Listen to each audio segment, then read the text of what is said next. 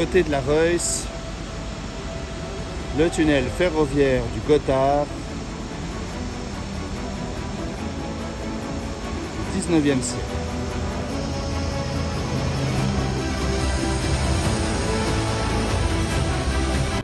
Avant le tunnel ferroviaire, on passait le col du Gothard avec des mules chargées de matériel, 200 tonnes par année.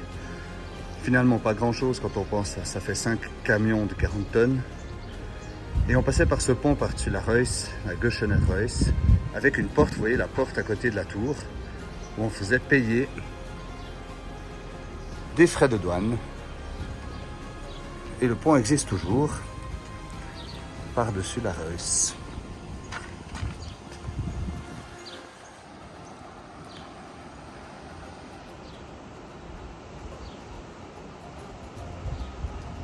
Dans les années 1830, on construit ce pont qui permet de transporter les calèches. Et donc, fini le transport de mules, avec 200 tonnes par année. On transporte maintenant 30 000 tonnes par année.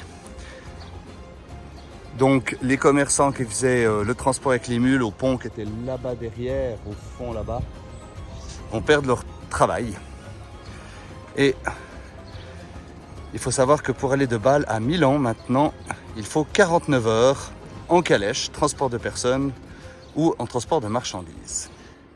Alors le petit hôtel qui était à côté du vieux pont a été déplacé pour un plus grand hôtel à partir de la construction du pont en 1830, l'hôtel Rössli, qui existe encore.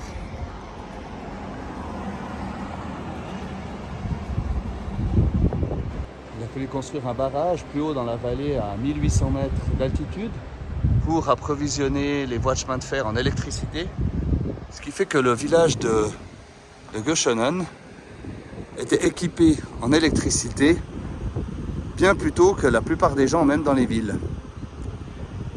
Et la personne qui a le petit jardin là, c'est assez cool. Pendant la construction du tunnel, ils avançaient de chaque côté, depuis Airolo, depuis Göschenen, à 4,5 mètres par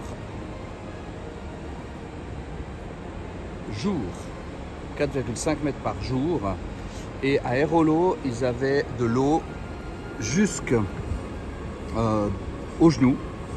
Et de ce côté-là, il y avait beaucoup de poussière qui a créé des maladies. Il faut savoir qu'il y a eu 11 000 personnes qui ont participé à la construction et qu'il y en a eu seulement 100 qui étaient présents au début du percement jusqu'à la fin, tellement que les conditions étaient dures. Maintenant, on va aller voir un autre tunnel ici.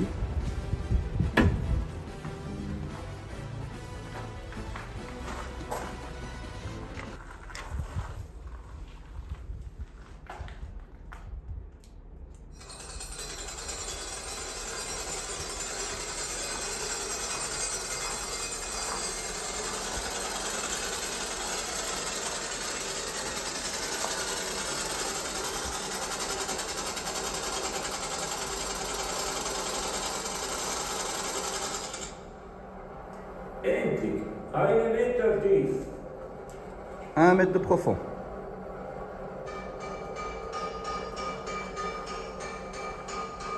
Tutti al riparo.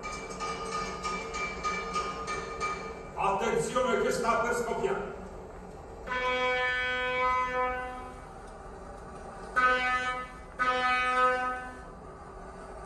5, 4, 3, 2, Uno. 1. Fuoco!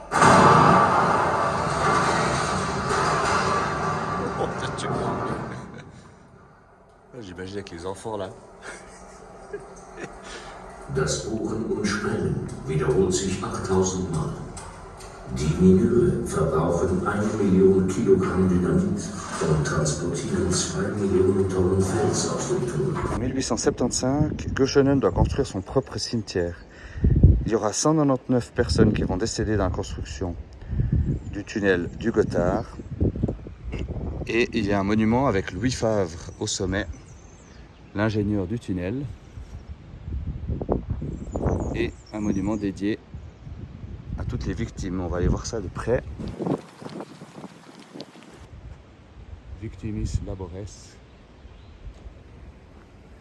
Et là, j'imagine qu'il y a tous les noms.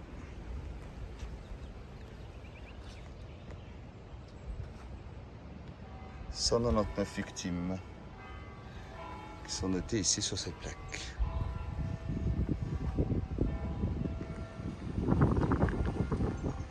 Et voilà un superbe pont, le dernier pont qui amène ensuite à la gare de Göschenen et au tunnel du Gotthard. Et c'est le dernier pont métallique qui reste. Tous les autres ont été remplacés par des structures en béton. Et dès le moment où il a fallu mettre une double voie, alors il y a eu ce pont en pierre naturelle qui a été construit. Et il est très large parce qu'il fallait, avant le tunnel routier, transporter les voitures en ferroutage, comme on voit sur cette photo.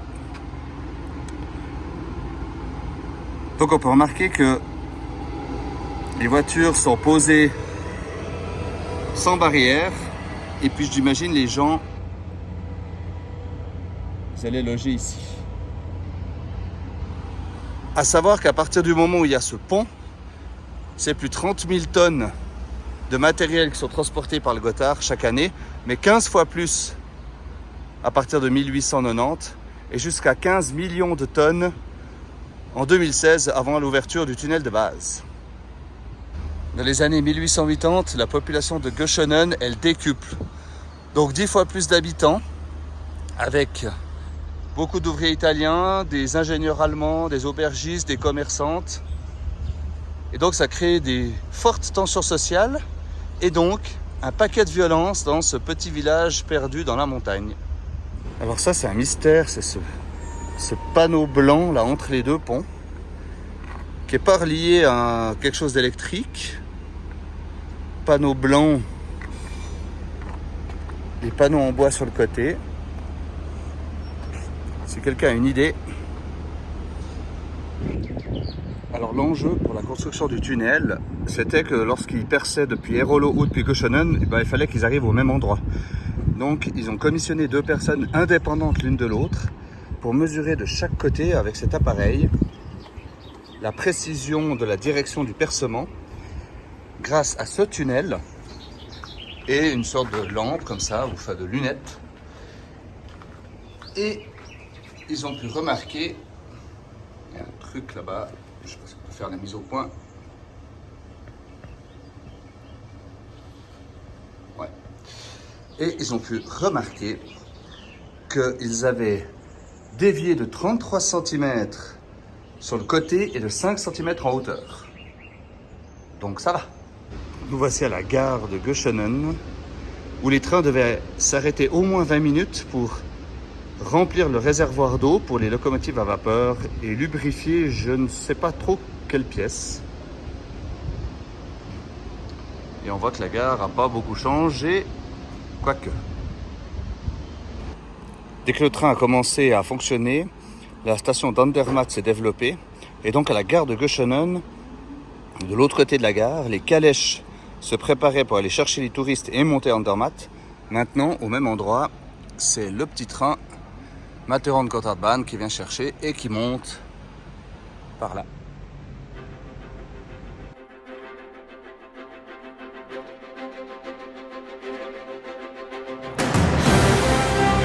Vous trouverez ce booklet gratuitement à la gare de Göschenen ou au parking principal près de la COP en italien, allemand et anglais.